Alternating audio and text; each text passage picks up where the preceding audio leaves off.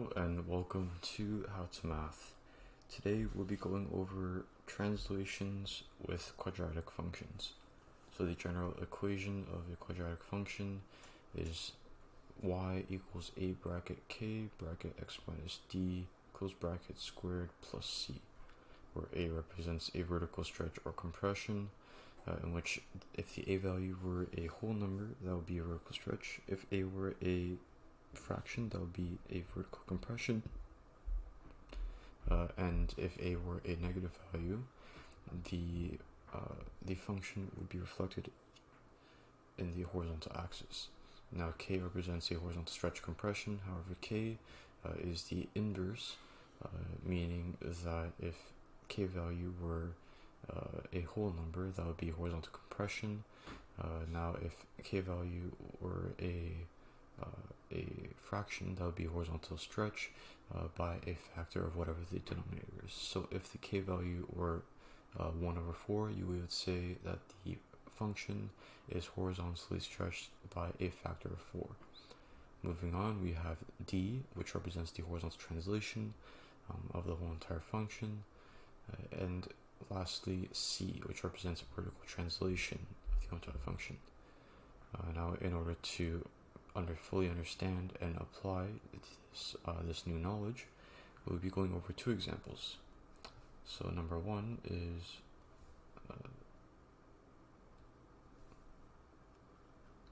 y equals bracket 0.25 bracket x minus 2 squared minus 3. So looking at this, we can actually graph it, and that is a straight line. So first we will look at where the vertex is, as this is a parabola. So we have a vertical translation 3 units down, and a horizontal translation 2 units right. So we have 2 here, 2 units right, and 3 units down. So we have our vertex here. Now since the a value is positive 1, it will be opening up, and since the k value is 0.25, this function will be stretched by a factor of 4. So when we look at the x-intercepts, we actually have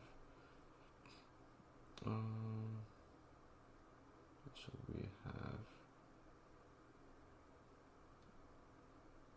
9, and we have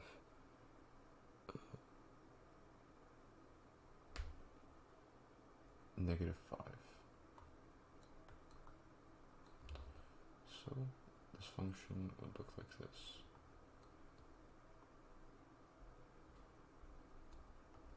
So that goes through 9.